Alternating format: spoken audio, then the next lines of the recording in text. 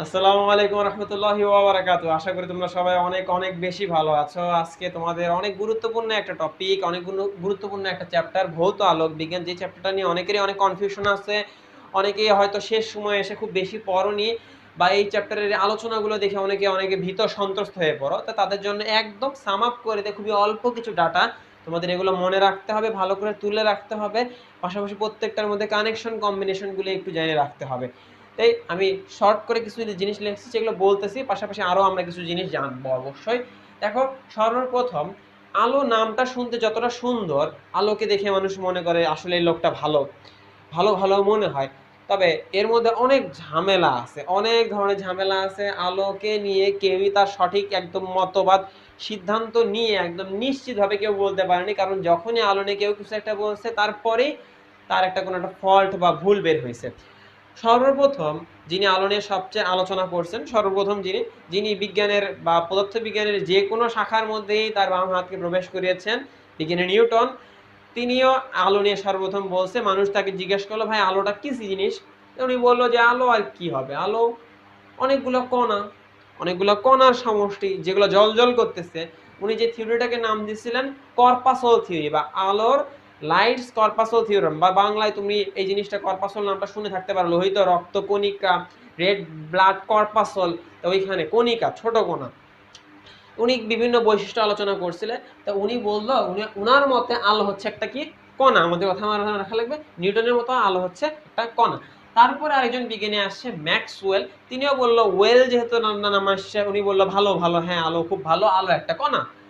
তিনিও বলে দিলেন কণা। কিন্তু একজন ডাচ বিজ্ঞানী, বেশি না, নিউটন বলার মাত্র 7 বছর পরেই ডাচ বিজ্ঞানী হাইগেন নামের একজন ভদ্রলোক, ওনার নামটা শুনতে যতটাই অকওয়ার্ড হোক না কেন, এটা কিন্তু আমাদের মাথা ব্যথা নাই, উনি যেটা বললো আলো একটা তরঙ্গ। যে মানুষ জিজ্ঞেস করলো, ভাই দাদা কেমন তরঙ্গ? তৎকালীন সময় শুধুমাত্র একটাই তরঙ্গ ছিল। তরঙ্গ মানে মানুষ বুঝতো শুধুমাত্র যান্ত্রিক তরঙ্গ বা মেকানিক্যাল ওয়েভ। তার মতে আলো ছিল যান্ত্রিক তরঙ্গ বা মেকানিক্যাল ওয়েভ। ভালো করে শুনবা।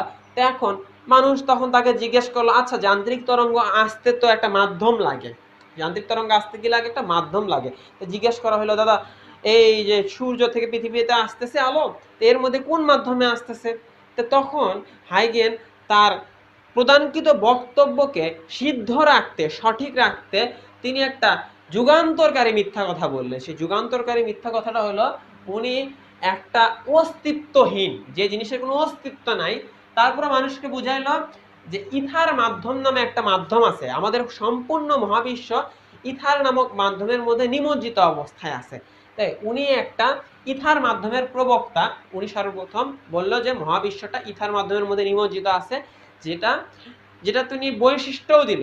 তবে তার মাত্র বেশি নেই, মাত্র 200 বছর পরে দুজন বিজ্ঞানী মাইকেলসন এবং মোরলে প্রমাণ করে যে আসলে ইথার নামে কোনো মাধ্যম নেই। তার এই মিথ্যাকে মিথ্যা প্রমাণ করার জন্য প্রায় 200 বছর লেগে যায়।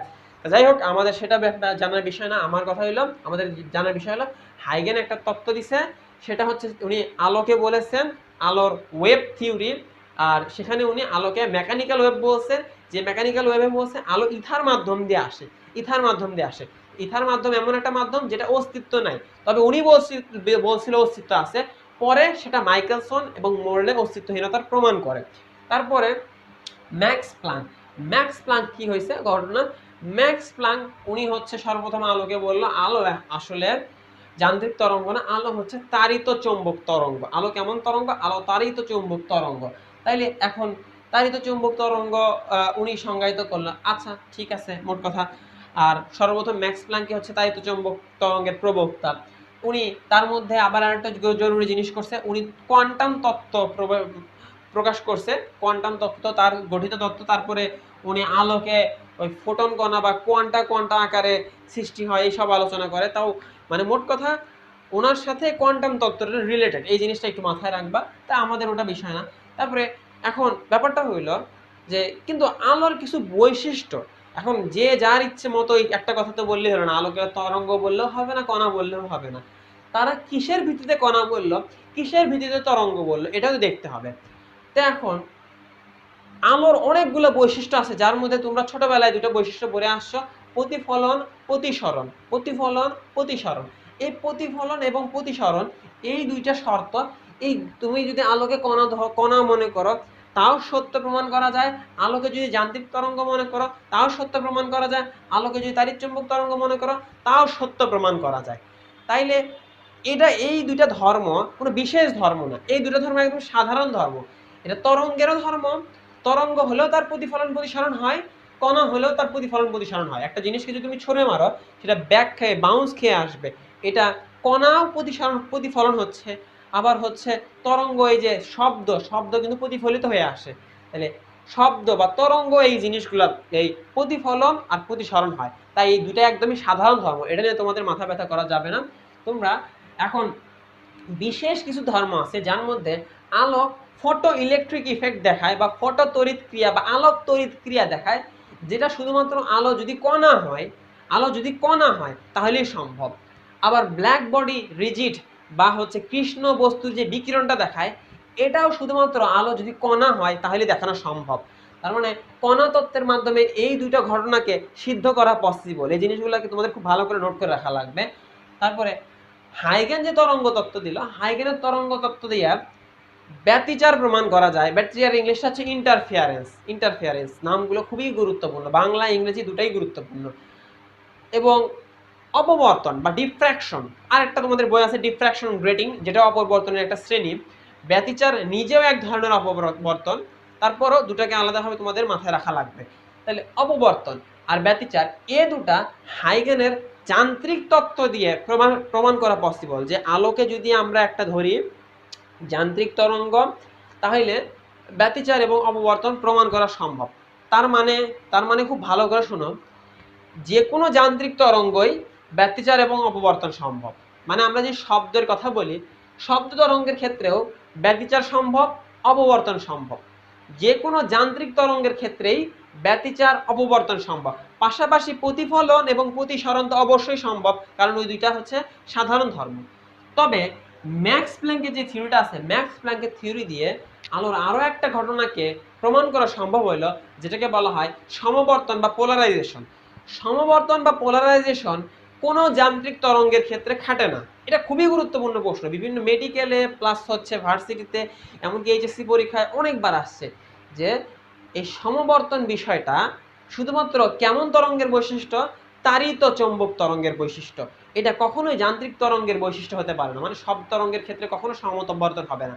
শুধুমাত্র যারা তড়িৎ চৌম্বক তরঙ্গ বা মনে করো যেটা রেডিও তরঙ্গ, যেটা আমাদের আলোক তরঙ্গ, এই যে মহাজাগতিক যেগুলো তরঙ্গ আছে, এইগুলো যারা মোট কথা আলো রিলেটেড যারা আছে, আলো রিলেটেড যেসব তরঙ্গ আছে সেসব তরঙ্গ বা যেগুলো তড়িৎ চৌম্বক তরঙ্গ, তাদের ক্ষেত্রে শুধুমাত্র সমবর্তন হয় বা পোলারাইজেশন হয়।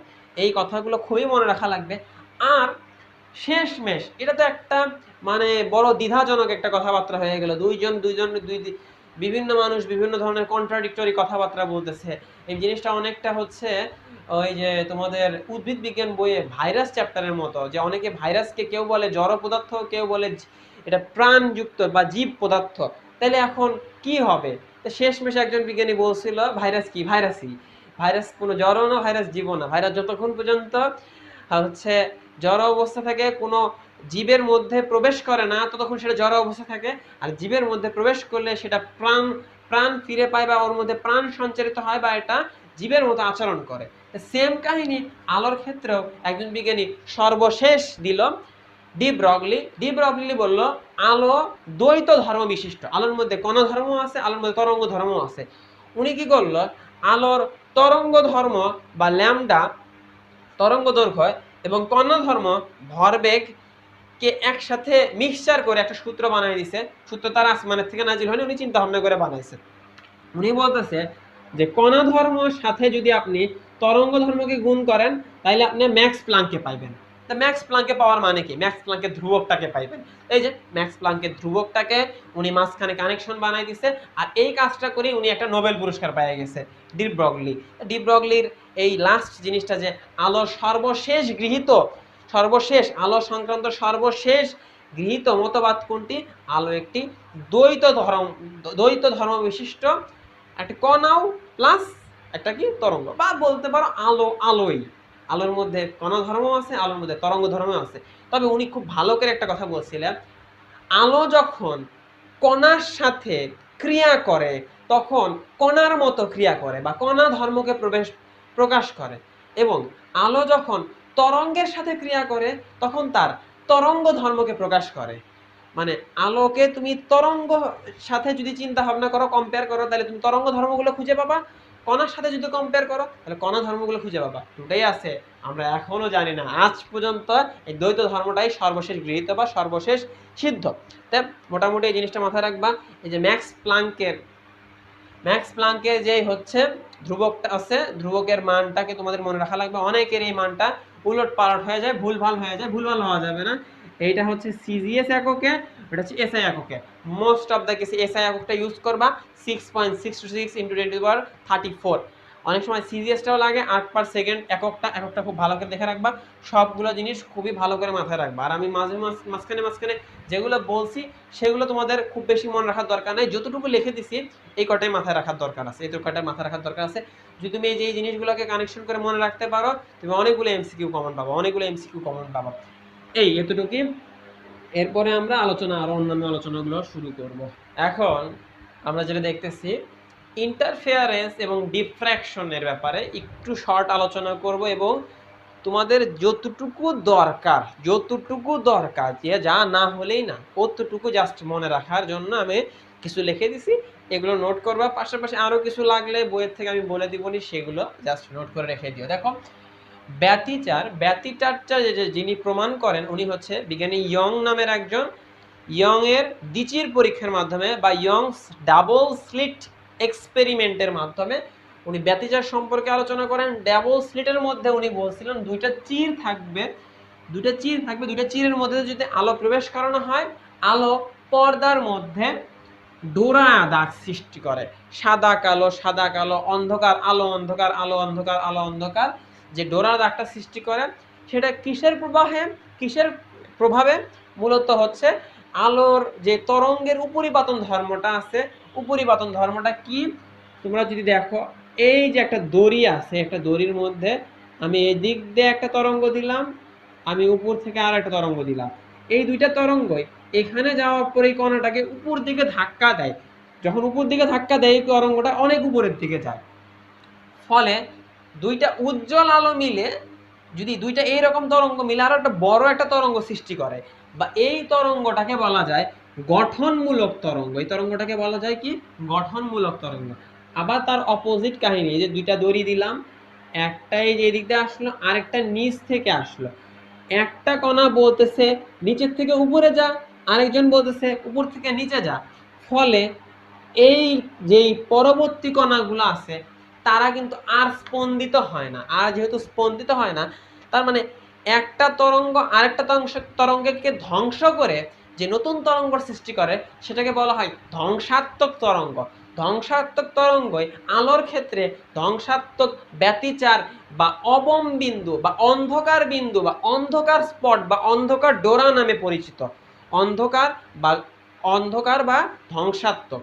আর যেখানে উজ্জ্বল হয় সেটাকে বলা হয় গঠনমূলক ব্যতিচার, উজ্জ্বল ব্যতিচার বা আলোকিত অঞ্চল বা আলোকিত ডোরা।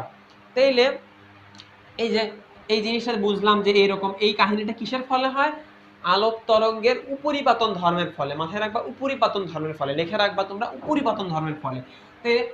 আমাদের এত আলোচনা নাই, আমাদের জানতে হবে দুটা স্লিট বা দুটা চিরের মধ্যবর্তী যে দূরত্বটা আছে সেটাকে এ দ্বারা প্রকাশ করা হয়। এই যে এই উৎস আর এই যে পর্দা, এর মধ্যবর্তী দূরত্ব হচ্ছে ডি। উৎস এবং পর্দার মধ্যবর্তী দূরত্ব হচ্ছে ডি। এই যে এই পাশে যে তৈরি হয়েছে, এর মধ্যে এই যে উৎসের একদম কেন্দ্র থেকে বরাবর যে আলোটা তৈরি হয় সেটাকে বলা হয় কেন্দ্রীয় চরম। কেন্দ্রীয় চরম থেকে যে কোনো এনতম উজ্জ্বলের দূরত্ব বা এনতম অবমের দূরত্ব বের করা পসিবল। এই যে প্রথমটা হচ্ছে এটা প্রথম অবম, আর এটা হচ্ছে প্রথম উজ্জ্বল। ভাই কেন্দ্রীয় চরম বা কেন্দ্রীয় যে উজ্জ্বলটা আছে এটা কত নাম্বার? এটা ভাই 0 নাম্বার। এটা আমরা হিসাব করব না, আমরা উপরের গুলোকে হিসাব করবো। এটা প্রথম অবম, এটা প্রথম উজ্জ্বল। তাহলে এখন দেখো, কেন্দ্রীয় চরম থেকে এনতম উজ্জ্বলের দূরত্ব হচ্ছে xn twice n λ/2 d/a, twice n λ/2 d/a। এটাকে অনেক বইয়ের মধ্যে যে 2 কাটা দিয়ে একবার ডাইরেক্ট লেখা আছে N lambda D by A, N lambda D by A, ওটাও লেখা যায় আমরা বোঝার সুবিধার্থে। এবং এন তম অবমের যে দূরত্বটা আছে twice N minus one lambda by two D by A. অনেকেরই প্রশ্ন হবে ভাই আমি বইয়ের মধ্যে পড়ছি twice N plus one lambda by two D by A আছে, কিন্তু ভাইয়া মানে এটা মূলত বোঝায় বিজোড় সংখ্যাকে প্রকাশ করা। বিজোড় সংখ্যা টোয়াইস এন প্লাস ওয়ানও একটা বিজোড় সংখ্যা, টোয়াইস এন মাইনাস ওয়ানও একটা বিজোড় সংখ্যা। তবে সবচেয়ে বেটার হয় যদি তুমি এটাকে ইউজ করো, যদি এটাকে ইউজ করো twice N minus one lambda by two. এখানে তুমি ইচ্ছা মতো যে প্রথমটা যদি প্রথম অবম এই যে দুই একে দুই, দুই মাইনাস ওয়ান, এটা করে যদি বের করো তাহলে প্রথম অবমের দূরত্বটা সঠিকভাবে বের হবে। এটা করাটাই বেটার। যদি অপশনের মধ্যে দুটার মধ্যে যদি টোয়াইস এন প্লাস ওয়ানটা দেওয়া থাকে, মানে অ্যান্সারের যেই অপশনগুলো যদি সূত্র আকারে দেওয়া থাকে, তাহলে প্লাসটাই উত্তর হবে, প্লাসটাই উত্তর দিবা। ভাই যদি দুটাই থাকে তাহলে তারপরও তুমি প্লাসটাই দিবা, কারণ অধিকাংশ বই প্লাস দিয়ে করা আছে। তবে যদি রিটেনে প্রশ্ন আসে তবে এটাতে করার চেষ্টা করবা, এটাতে করার চেষ্টা করবে, একদম কারেক্ট উত্তর আসবে। আর এইটার কাহিনী আছে, এটা আরো বেশ কিছু আছে যে তোমরা বলবা ভাই ডোরা প্রস্থ বা ডোরা ব্যবধান এর সূত্রগুলো দেখাচ্ছি, থামো ধৈর্য ধরো। ডিফ্র্যাকশনের ক্ষেত্রে একটা চির থাকে, একক চির থাকে। একটা চিরের মধ্যে দিয়ে আলো প্রবেশ করানোর ফলে আলো এরকম একটা ঝলকানি সৃষ্টি করে, যেক্ষেত্রে এই যে প্রথমটা বড় একটা চরম, তারপরে ছোট হতে থাকে, আস্তে আস্তে ছোট চরমগুলো ছোট হয়ে যেতে থাকে। তাহলে এটার থেকে খুব বেশি কিছু আসে না, এটার থেকে মূলত অধিকাংশ সময় যেটা আসে কেন্দ্রীয় চরমের কৌণিক ব্যবধান, কেন্দ্রীয় চরমের কৌণিক ব্যবধান। এটাকে কেন্দ্রীয় চরমের কৌণিক ব্যবধানও বলা যায়, বা এই যে এইভাবে বোঝানো যায়, এই কোণটা, এই কোণটার মান, এই থিটাটার মান। এই থিটাটাকে কিভাবে বের করা যায়? Theta is equal to 2 sin inverse lambda by A. বইয়ে আরো অনেক কিছু আছে কিন্তু এতগুলো তোমার লাগবে না, তোমার এতটুকু এটাই মেইনলি তোমার প্রয়োজন, আর তেমন কিছু তোমাদের লাগে না। আশা করি এটা মনে রাখতে পারবা। আর হচ্ছে যে এই জিনিসটা, আর কিছু জিনিস আছে যেগুলো তোমাদের এমসিকিউর জন্য দরকার, সেগুলো আমি বলে দিচ্ছি, ওগুলো পড়লেই এনাফ। যার মধ্যে দেখো একটু ধৈর্য ধরে দেখো যে কেন্দ্রীয় চরমের কৌণিক ব্যবধান পাইছো। অপবর্তন কিন্তু দুই প্রকারের হয়, দুই প্রকারের। একটা হচ্ছে ফ্রেনেল শ্রেণীর, আরেকটা হচ্ছে ফ্রনহফার শ্রেণীর। এখন প্রবলেম যেটা হয় ফ্রেনেল আর ফ্রনহফার থেকে কোয়েশ্চেন কি আসবে আর সেটার অ্যান্সার কি হবে, এই অ্যান্সারে কনফিউশন বাজে।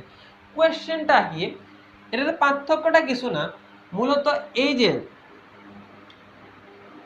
যে উৎসটা আলোর, এই উৎসটাকে বলা হয় গৌণ উৎস। এটা হচ্ছে গৌণ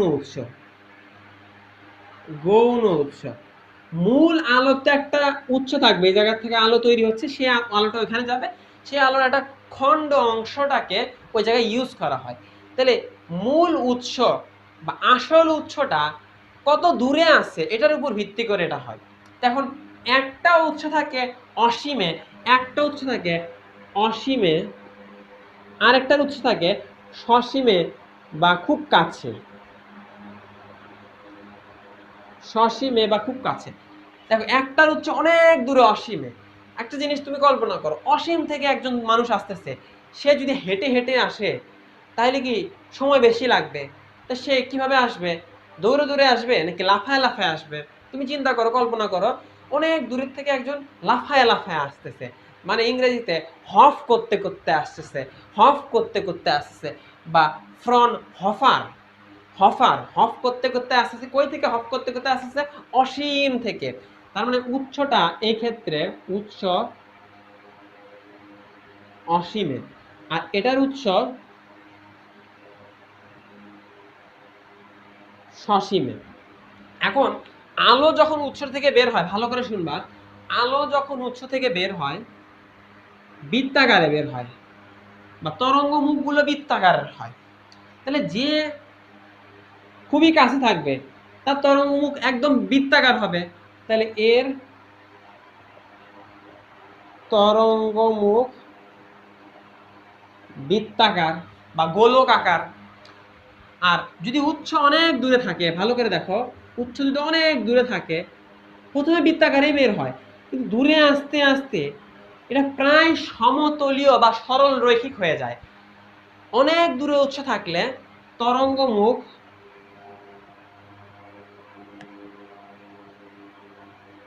সমতলীয় বা সরল রৈখিক। আমার লেখা যতই বাজে হোক, তুমি যদি বুঝতে পারো আমি সার্থক, তুমি সার্থক।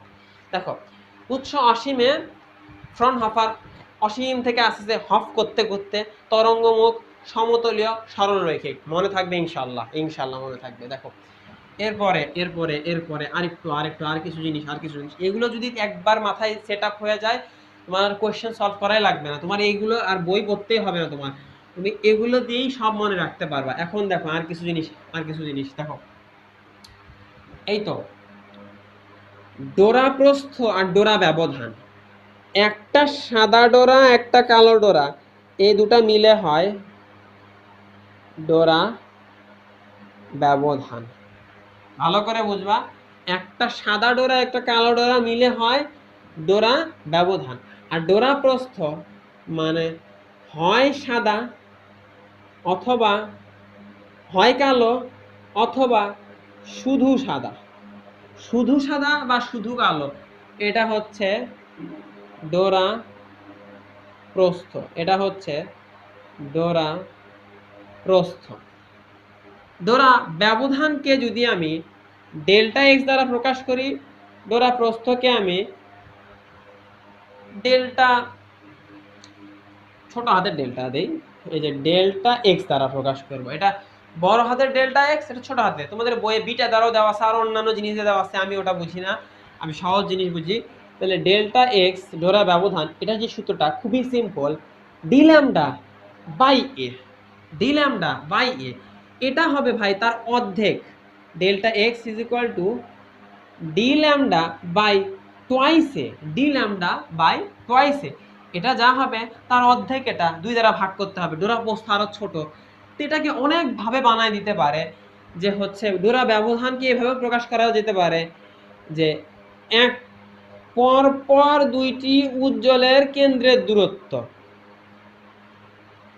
এই যে কেন্দ্র, এই যে কেন্দ্র, এটাও কিন্তু একটা ডোরা ব্যবধান। পরপর দুইটি উজ্জ্বলের কেন্দ্রের দূরত্ব, পরপর দুইটি অবমের কেন্দ্রের দূরত্ব, এগুলোকেও বলা পসিবল। আবার ডোরা প্রস্থকে বলা পসিবল পরপর একটি উজ্জ্বল এবং একটি অবমের কেন্দ্রের দূরত্ব, এটাও ডোরা প্রস্থ। পরপর একটি উজ্জ্বল এবং একটি অবমের কেন্দ্রের দূরত্ব, এটাও কি ডোরা প্রস্থ। আশা করি ডোরা প্রস্থটা মনে থাকবে, এই জিনিসটা সূত্রটা মনে থাকবে, খুবই খুবই গুরুত্বপূর্ণ, খুবই গুরুত্বপূর্ণ। ওটা বোঝা গেছে, ওটা বোঝা গেছে, এটা বোঝা গেছে।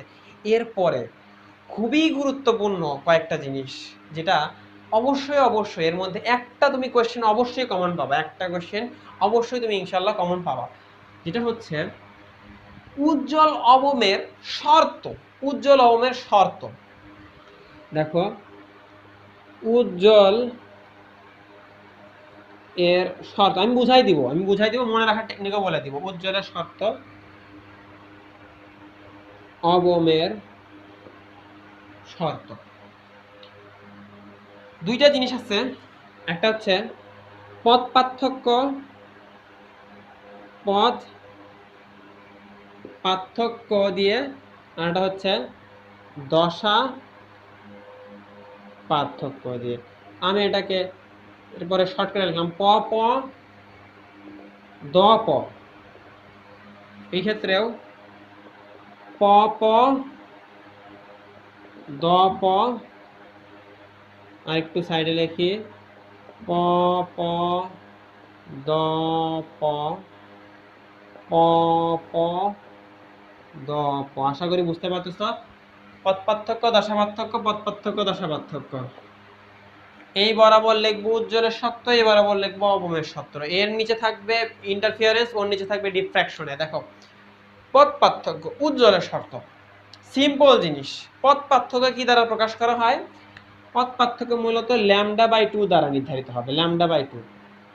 আর দশা পার্থক্য প্রকাশ করা হবে পাই দ্বারা। ভালো করে বুঝবা, ল্যামডা বাই 2, আর এটা হচ্ছে নিচেরটা হচ্ছে পাই। খুবই সিম্পল, খুবই সিম্পল। এটাও কত? Lambda by 2 pi, lambda by 2 pi. আমি আর একটু জায়গা দরকার আমার, সেজন্য এটা মিশিয়ে দিলাম। পথ প দ প। দেখো, ল্যামডা বাই 2 পাই আর পাই। কথা হইল উজ্জ্বলের জন্য এটার জোর গুণিতক বা বিজোড় গুণিতক এরকম কিছু একটা লাগে, জোর গুণিতক বা বিজোড় গুণিতক এরকম কিছু একটা। দেখো খুব ঠান্ডা মাথায়, ব্যতিচার, ডাবল স্লিট, দ্বিচির, লাগে কয়টা? দুটা চির। কয়টা চির? দুটা চির। এদের জন্ম হয়েছে কয়টা চিরের থেকে বলো তো? দুইটা চিরের থেকে। ভালো করে, এদের জন্ম হয়েছে দুটা চিরের থেকে।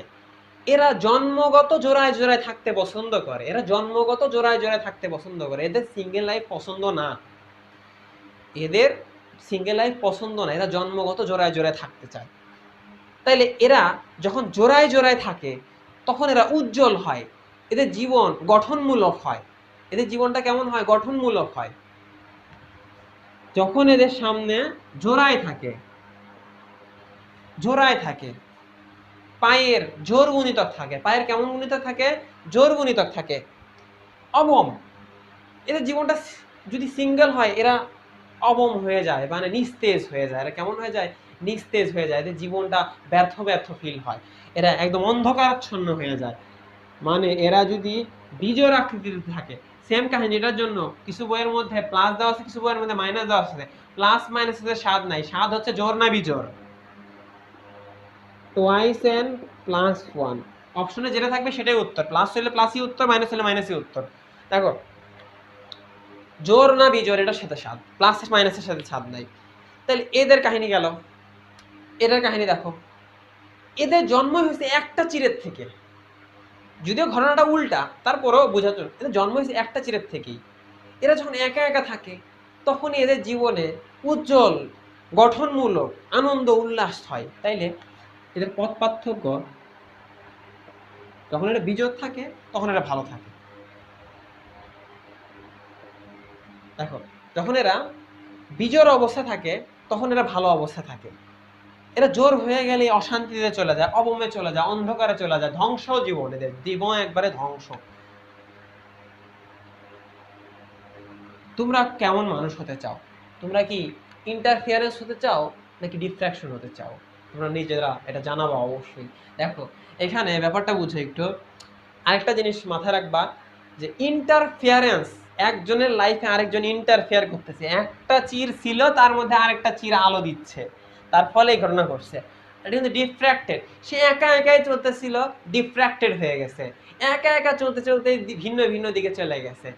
পার্থক্যটা মাথায় রাখবা। ইন্টারফেয়ারেন্স, দুটা চির, একটা আলো ছিল, আরেকজনের সে আলো আসে ঢুকে দিল, মাঝখানে ইন্টারফেয়ার হয়ে গেল, মানে ঘাপলা সমস্যা শুরু হয়ে গেল। আর ডিফ্র্যাকশনটা কি? এই একা একাই চলতে চলতে ডিফ্র্যাক্টেড হয়ে গেছে, ডিফ্র্যাক্টেড মানে পথভ্রষ্ট হয়ে গেছে, এলোমেলো পথে চলে গেছে। ডিফ্র্যাকশনের যে মিনিংটা আছে ওটা বুঝায়, মানে একটা বইয়ের সংজ্ঞা দেওয়া আছে যে আলো কোনো তীক্ষ্ণ প্রান্ত ঘেঁষে যাওয়ার সময় এর সরল রৈখিক পথ বেঁকে যায়, এটি ডিফ্র্যাক্টেড হওয়া। কথা বুঝতে পারছো? নামের সাথেও কিন্তু অনেক জীবন ঘনিষ্ঠ অনেক কথাবার্তা জড়িত আছে। এই জিনিসটা খুবই গুরুত্বপূর্ণ যে নিচের কোনটি ব্যতিচারের জন্য, ব্যতিচারের উজ্জ্বলের শর্ত, অমের শর্ত। যদি পথ পার্থক্য দিয়ে বলে λ/2 থাকবে, দশা পার্থক্য দিয়ে বললে পাই থাকবে। আশা করি জিনিসটা ক্লিয়ার হয়ে গেছে। আরেকটা জরুরি জিনিস তোমাদের বইয়ে আরেকটা জিনিস লেখা আছে, অপবর্তন গ্রেটিং। অপবর্তন গ্রেটিংটাকে মনে রাখবা, ওটার যে শর্তগুলো ইন্টারফেয়ারেন্সের সাথে যায়। অপবর্তন গ্রেটিং মানে ঝাঁঝরি। অপবর্তন গ্রেটিং এর যে শর্তগুলো আছে সেটা ইন্টারফেয়ারেন্সের সাথে রিলেটেড। মানুষ এর মতো হতে চায়, সবাই এর মতো হতে চায়, ওর মতো ডিফ্র্যাক্টেড কেউ হতে চায় না। তোমরাও এরকম হওয়ার চেষ্টা করবা, জোড়ায় জোড়ায় থেকে উল্লাস আনন্দ করার চিন্তা ভাবনা করবা। যাই হোক, এখন আমরা এটা যাক, এটা গেলে এরপরে আমরা অন্য কিছু নিয়ে একটু কথাবার্তা বলি। মানে ডিফ্র্যাকশন যে গ্রেটিংটা আছে, গ্রেটিং এর ব্যাপারে কিছু কথা আছে যে অপবর্তন গ্রেটিং, এই গ্রেটিং এর কিছু ম্যাটার সেটার আছে। গ্রেটিং এর ম্যাটারটা কি?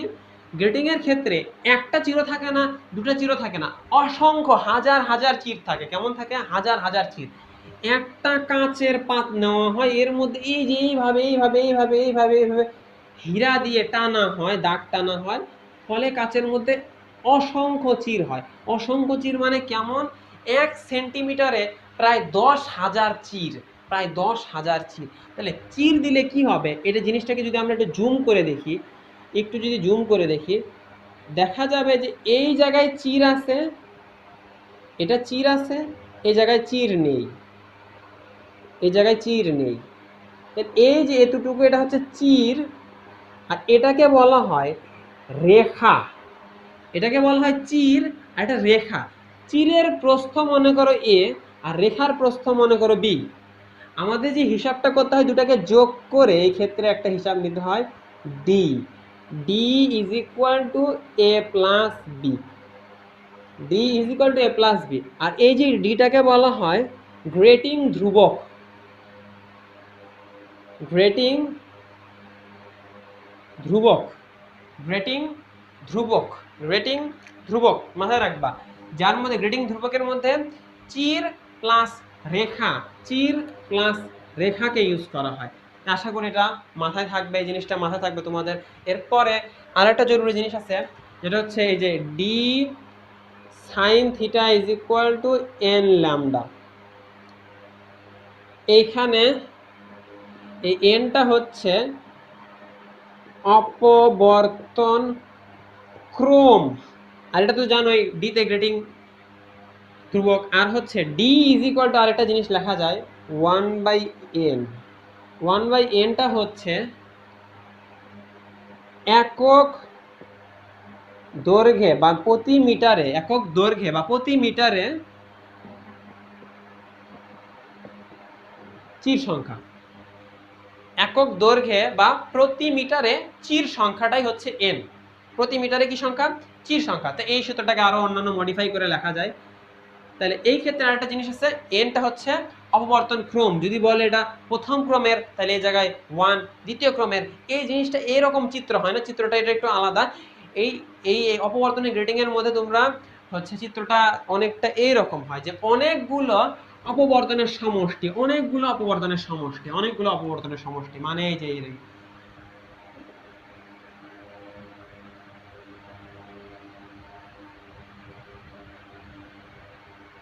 এরকম অনেকগুলো অপবর্তনের সমষ্টি। এর মধ্যে প্রথম যেটা থাকে এটাকে প্রথম ক্রম বলা হয়, দ্বিতীয় ক্রম, তৃতীয় ক্রম, এগুলো প্রত্যেকটা এক একটা অপবর্তনের চিত্র, এক একটা অপবর্তন মিলে অনেকগুলো অপবর্তন মিলে হয় অপবর্তন গ্রেটিং। তো এই জায়গায় ক্রমটা নিয়ে চিন্তা করা হয়, অন্য কিছু নিয়ে না। এই ল্যামডাতে জানো তোমরা তরঙ্গ দৈর্ঘ্য ইউজ হয়, এই কোণটা কি কেন্দ্র থেকে কত কোণে অত নাম্বার অপবর্তনটা সৃষ্টি হয়েছে। তো এই টাইপের বিষয়গুলো আসে মাঝে মধ্যে, তোমরা এটা এই জিনিসটা একটু মাথায় রাখবা, এই জিনিসটা সিম্পল কনসেপ্টটা মাথায় রাখবা। তারপরে সমাবর্তন রিলেটেড তেমন কোনো প্রশ্ন তোমাদের আসে না, সমাবর্তন নিয়ে, পোলারাইজেশন নিয়ে ইঞ্জিনিয়ারিং এ কোয়েশ্চেন আসে, তবে হচ্ছে কিসের মধ্যে ভার্সিটিতে সমাবর্তন রিলেটেড তেমন কোয়েশ্চেন আসে না, সেটা আমরা সমাবর্তন নিয়ে তেমন কোনো আলোচনা এই ভিডিওটাতে করব না। এরপর তোমাদের ব্রুস্টারের যে একটা সূত্র আছে সমবর্তিত অসমবর্তিত আলোর জন্য, উনি যেটা বলছে যে অসমবর্তিত আলো যদি কোনো প্রতিসারক তলের মধ্যে পড়ে, এটা যদি প্রতিসারক তল হয়, এটা যদি পানি হয় বা কাঁচ হয়, তাইলে অসমবর্তিত আলো প্রতিফলকে পড়ার পরে, প্রতিসারকে পড়ার পরে কিছু আলো প্রতিসরিত হয়, কিছু আলো প্রতিফলিত হয়।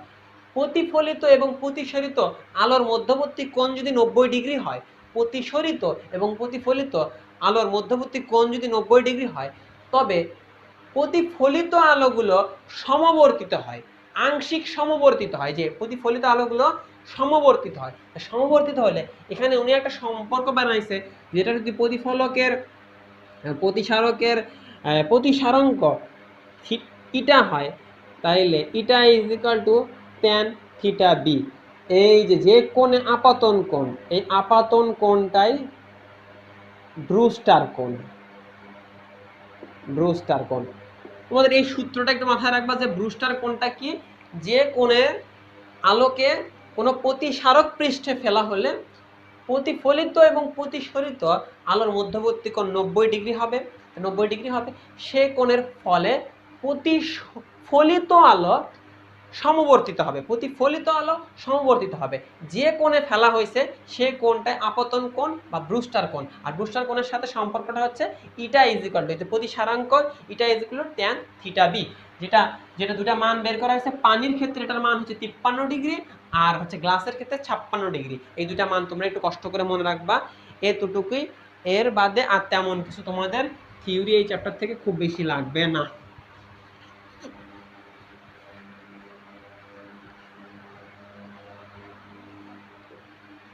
আলো দিক রিলেটেড একটা খুবই গুরুত্বপূর্ণ ধারণা তোমাদের দরকার আছে, যেটা হচ্ছে আলো আসলে কিভাবে, এই যে তোমরা জানো খুবই সিম্পল জিনিস, c is equal to 3 × 10⁸ metre per second. আলোর বেগ এটা, এটা ছোটবেলার থেকে সব জায়গায় ইউজ করে আসছো, আলোর বেগ এটা। এই আলোর বেগটা আসলো কই থেকে, পাইলো কই থেকে, এই জিনিসটা নিয়ে একটা আধান, একটা আধান এর পারিপার্শ্বিক কি ক্ষেত্র সৃষ্টি করে, পারিপার্শ্বিক কি ক্ষেত্র সৃষ্টি করে, তড়িৎ ক্ষেত্র সৃষ্টি করে, তড়িৎ ক্ষেত্র সৃষ্টি করে। তাই আমি যদি বলি একটা আধান চলার পথের রাস্তায় এটা কেমন ক্ষেত্র সৃষ্টি করবে, তড়িৎ ক্ষেত্র সৃষ্টি করবে, তড়িৎ ক্ষেত্র। এই যে উপরে নিচে যে ক্ষেত্রটা তৈরি হচ্ছে এটা একটা তড়িৎ ক্ষেত্র, এটা একটা কি তড়িৎ ক্ষেত্র।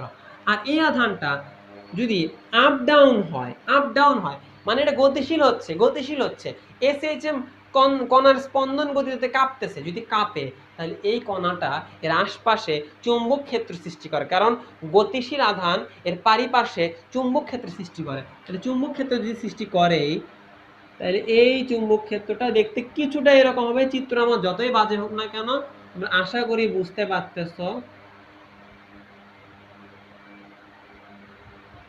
দুইটা ক্ষেত্র, একটা হচ্ছে একটা তোমার এই যে এই উপরের অক্ষ বরাবর, জেড অক্ষ বরাবর, জেড অক্ষ বরাবর, জেড অক্ষ বরাবর দেখো, আর এটা হচ্ছে সামনে পিছে, সামনে পিছে, সামনে পিছে বা ওয়াই অক্ষ বরাবর, ওয়াই অক্ষ বরাবর। আর এটা হচ্ছে এই দিকে, এটা হচ্ছে এক্স অক্ষ বরাবর, এটা এক্স অক্ষ বরাবর। দেখো জেড অক্ষ বরাবর হচ্ছে উপরে যেটা হচ্ছে এটা হচ্ছে তড়িৎ ক্ষেত্র, এটা হচ্ছে কি তড়িৎ ক্ষেত্র। আর সামনে পিছে যেটা হচ্ছে এটা হচ্ছে চুম্বক ক্ষেত্র, এটা হচ্ছে চুম্বক ক্ষেত্র। আর যেটা সামনের দিকে এগিয়ে যাচ্ছে এটা হচ্ছে তড়িৎ চুম্বক তরঙ্গ, তড়িৎ চুম্বক তরঙ্গ, বা এই দিকে আলো যাচ্ছে, এই দিকে আলো যাচ্ছে। তাহলে তড়িৎ চুম্বক তরঙ্গে যে দিকটা আছে এই দিকটাকে প্রকাশ করা হয় এইচ দিয়ে, এইচ দিয়ে। এইচ এই দিকটা কোন দিক দিয়ে প্রকাশ পাচ্ছে, এই দেখো B cross E, B cross E, B cross E করলে এই দিকটা আসে। বি এর থেকে হাত ঘোরাও জেড এর দিকে, তাহলে এই যে এইচটা হচ্ছে B cross E, B cross E. যে বি যেদিকে আছে ই যেদিকে আছে দুটোকে ক্রস করলে আলোর দিকটা পাওয়া যাবে। যদি বলে তোমার কাছে, যদি বলে দেয় যে এই যে বি বা চুম্বক ক্ষেত্র আছে ওয়াই অ্যাক্সিস বরাবর, তড়িৎ ক্ষেত্র আছে এক্স অ্যাক্সিস বরাবর, জেড অ্যাক্সিস বরাবর, তাহলে আলো কোন দিকে যাবে, এক্স অ্যাক্সিস বরাবর, এক্স অ্যাক্সিস বরাবর। এইভাবে উলট পালট করেও তোমাকে দিতে পারে। যদি বলে যে হচ্ছে এই এটাই আছে জেড অ্যাক্সিস বরাবর, এটাই আছে এক্স অ্যাক্সিস বরাবর, তাহলে সেই ক্ষেত্রে কি হবে বলো তো, জেড এর থেকে এক্স এর দিকে হাত ঘুরাবা। নর্মালি কি হয়, নর্মালি এই যে এদিকে হয় এক্স, এদিকে হয় ওয়াই, এদিকে হয় জেড, এক্স ওয়াই জেড। তাহলে আমি যদি জেড এর থেকে এক্স এর দিকে হাত ঘুরাই, জেড এর থেকে এক্স এর দিকে হাত ঘুরাই, তাহলে উপরের দিকে হাতটা আসতেছে, ওয়াই আসতেছে। সিম্পল, সিম্পল জিনিস, খুব কঠিন কিছু, খুব কঠিন না। ওয়াই এর থেকে জেড এর দিকে হাত ঘুরাইলে এক্স অ্যাক্সিস আসতেছে, ওয়াই এর থেকে জেড এর দিকে হাত ঘুরাইলে এক্স অ্যাক্সিস আসতেছে। এইভাবেই উত্তরটা বের করা পসিবল। আরও একটা জরুরি, এই যে সিটা কই থেকে আসলো, এই সিটা আসে মূলত যদি তুমি ই দিয়ে বি কে ভাগ করে দাও, উপরে ই ভাগ বি, ই ভাগ বি যদি করে দাও তাহলে আলোর বেগটা তুমি পেয়ে যাবে। আরো একটা আলোর বেগ পাওয়ার সূত্র আছে, C is equal to 1/μ0 epsilon naught, μ0 epsilon naught, μ0 epsilon naught. μ0টা কি, শূন্য মাধ্যমে আলোর প্রতিসারাঙ্ক নাকি না, ওই যে চুম্বক প্রাবেশ্যতা, চুম্বক প্রাবেশ্যতা। আর ইপসাইলন নটটা কি, শূন্য মাধ্যমে ভেদনযোগ্যতা, ভেদনযোগ্যতা, ভেদনযোগ্যতা এবং চুম্বক প্রাবশ্যতা গুণ করে সেটা রুট করা হলে আলোর বেগ পাওয়া যায়। এই কয়টা থিওরি যদি তুমি মাথায় রাখতে পারো ভাই, তুমি ভৌত আলোক বিজ্ঞানের ইনশাল্লাহ যে কোনো কিছু তুমি কমন পাবা, যে কোনো কিছু পারবা। যে কোনো কিছু পারবা না। ঠিক আছে, এতটুকুই। একটু অল্প সময়ের মধ্যে আমরা কোয়েশ্চেনগুলো সলভ করে ফেলাই, একটু বেশি না, অল্প কিছু প্রশ্ন আছে। 1 নাম্বার, ব্যতিচারের ক্ষেত্রে উজ্জ্বল বা গঠনমূলক ঝালরের শর্ত কোনটি? উজ্জ্বল বা গঠনমূলক ঝালরের শর্ত কোনটি? এই যে পথ পার্থক্য, পথ পার্থক্য A sine theta, A sine theta is equal to পথ পার্থক্য, ইজ ইকুয়াল টু পথ পার্থক্য। পথ পার্থক্যটা কেমন? কিসের জন্য? ব্যতিচার না, ব্যতিচার না, ব্যতিচার, ব্যতিচার। আগে এটা মনে রাখবা, এ সাইন থিটা দ্বারা পথ পার্থক্য প্রকাশ করা হয়। এ সাইন থিটা দ্বারা কি প্রকাশ করা যায়? পথ পার্থক্য প্রকাশ করা যায়। এখন উজ্জ্বল বা গঠনমূলক ঝালরের শর্ত কোনটি? তুমি উজ্জ্বল বা গঠনমূলক ঝালর, ব্যতিচার, ব্যতিচার না, ডাবল না, তার মানে কি এটা জোড়ায় জোড়ায় থাকে। 2n/λ/2, এই 2 কেটে দাও, n ল্যামডা। কোনটা উত্তর? উত্তর হচ্ছে 1-এর a নাম্বার, 1-এর a নাম্বার, 1-এর a। তারপরে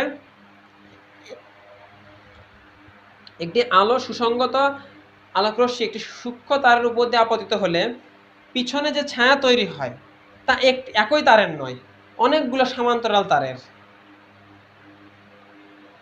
ওকে, এই ঘটনাটাকে ব্যাখ্যা করা যায় কি দিয়ে?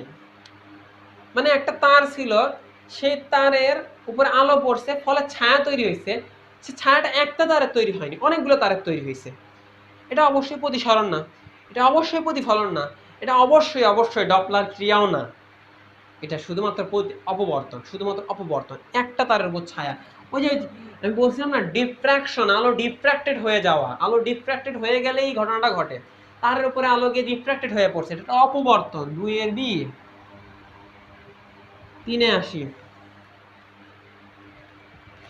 এই যে এটা একটু ঝামেলার ব্যাপার, এটা একটু বাউন্স বল টাইপের কোয়েশ্চেন। তুমি পারতেও পারো, নাও পারতে পারো, পারতেও পারো, নাও পারতে পারো। যদি সলভ করা থাকে, ধারণা থাকে, তাইলে পারবা, না হলে পারবা না।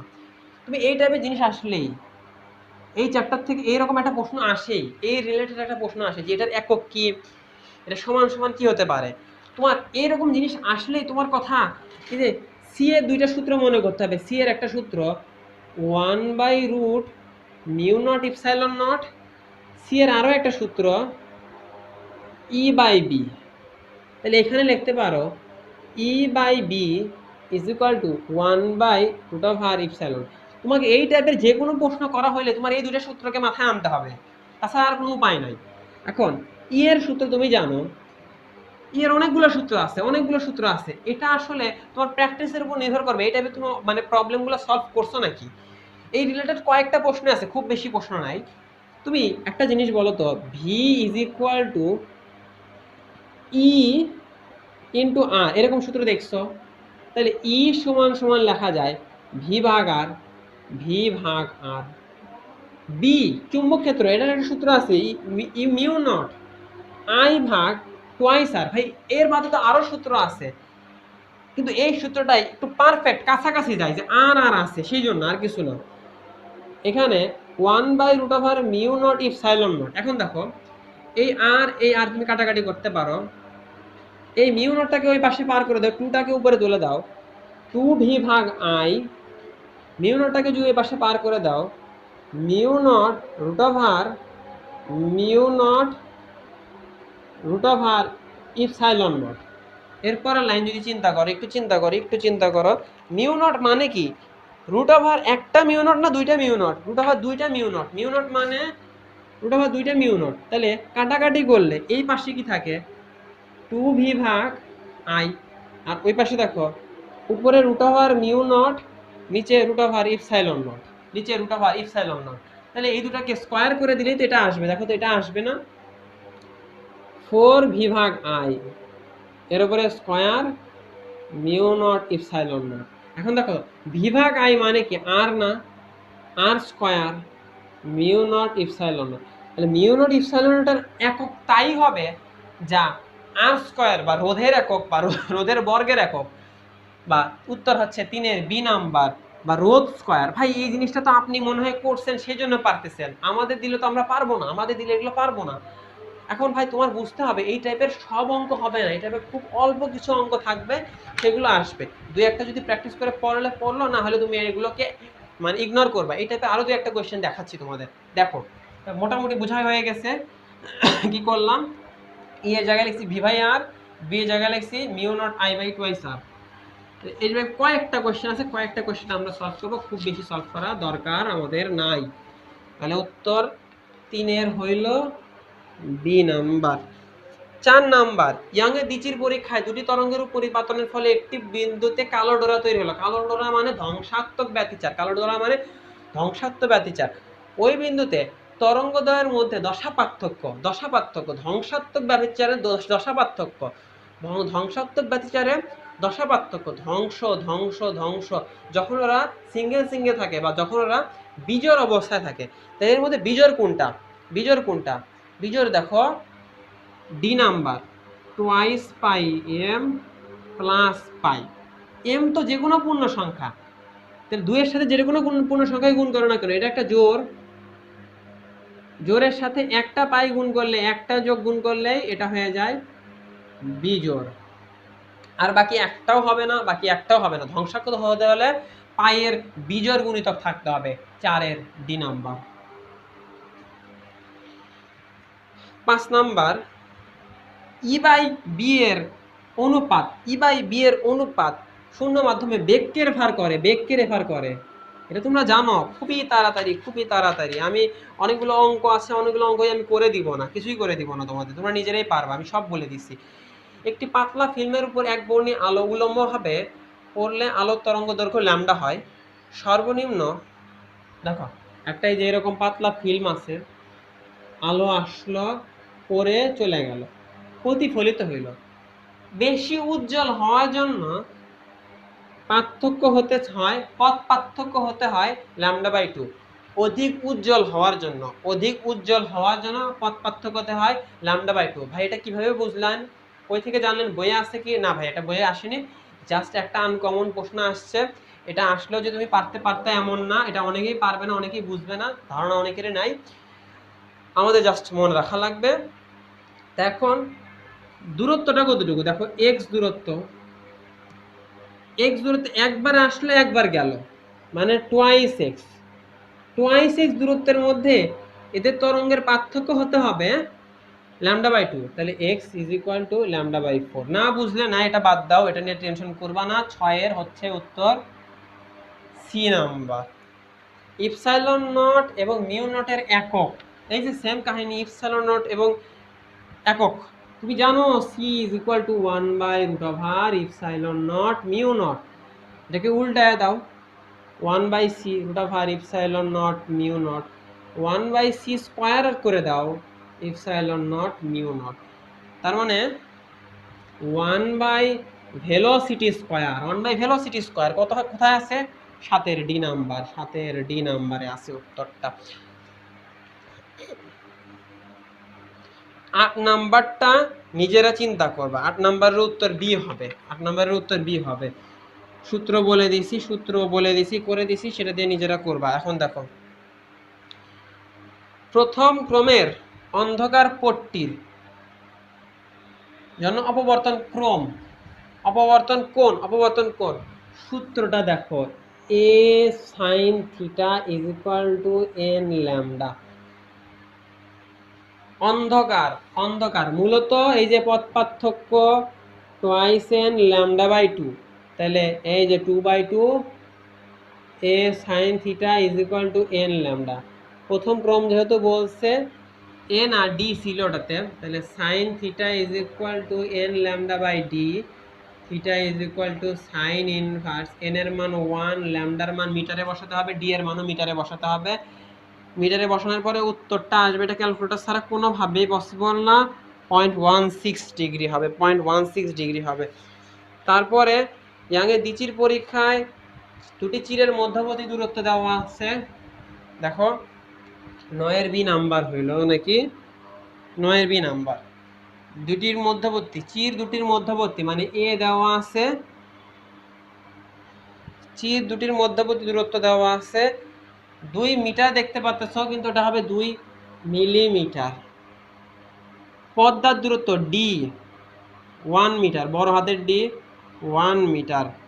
তারপরে ডোরা ব্যবধান মানে delta X is equal two 0.295 millimetre. সবগুলোকে মিটারে কনভার্ট করতে হবে। মিটারে কনভার্ট করতে কি করতে হয়, 2 × 10⁻³ এটা × 10⁻³ মিটার হবে। তারপরে এখন সূত্রটা কি দেখো,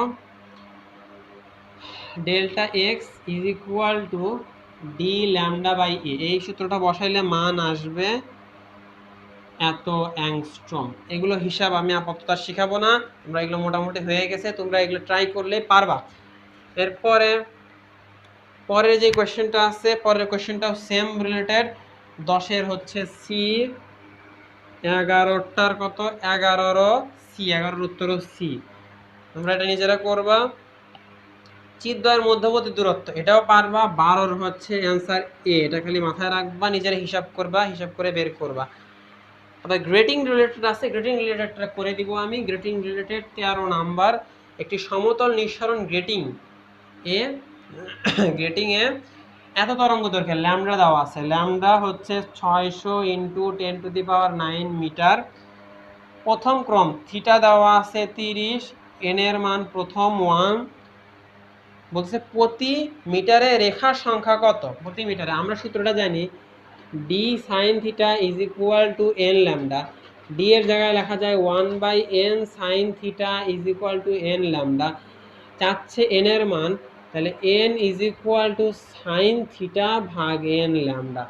এই সূত্রটাকে ইউজ করলে সাইন থিটা ভাগ এন ল্যামডা মানগুলো যদি বসাও, এর উত্তর আসবে 8.33 × 10⁵ মিটার ইনভার্স।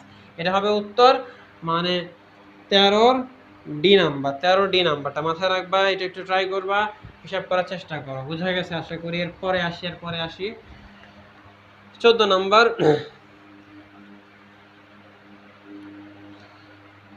চিত দুটির মধ্যবর্তী দূরত্ব।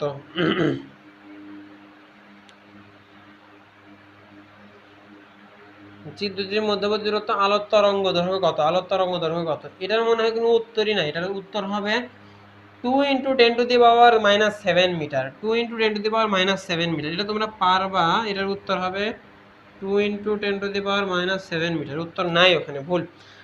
15 নাম্বারটা একটু নিজেরা পড়ে বইয়ের থেকে চিন্তা করে লিখতে হবে। 15 নাম্বারটা অ্যান্সার হবে বেগুনি। 15 উত্তর হবে বেগুনি। বেগুনির বেগ কম, এটা বাঁকে বেশি। তারপরে আলোক তরঙ্গের নিম্নোক্ত উপাদান আছে। নিম্নোক্ত কোন কোন উপাদান আছে দেখো তো। 16-র উত্তর ডি, পরস্পর লম্ব বিদ্যুৎ ক্ষেত্র এবং চুম্বক ক্ষেত্র আছে। 17 নাম্বার ইয়ংয়ের ডাবল স্লিট প্রদর্শন করে আলোর ব্যতিচার। 17 নাম্বার আলোর ব্যতিচার, ডি নাম্বার। নিচের কোনটি আলোর ব্যতিচারের জন্য দরকার নেই। স্পন্দন সংখ্যার পার্থক্য, এটার কোনো দরকার নেই, বাকি সবকিছু দরকার আছে। 18 ডি। আশা করি তোমরা বুঝতে পারছো। থিওরিগুলো একটু যদি ক্লিয়ার হয়ে থাকো, এটা আরো অনেক ধরনের কোশ্চেন তোমরা সলভ করতে পারবা। এর মধ্যে যদি তোমাদের কোনো জায়গায় প্রবলেম হয়ে থাকে অবশ্যই জানাবা। আজকের মতো এখানে শেষ করতেছি। ধন্যবাদ সবাইকে।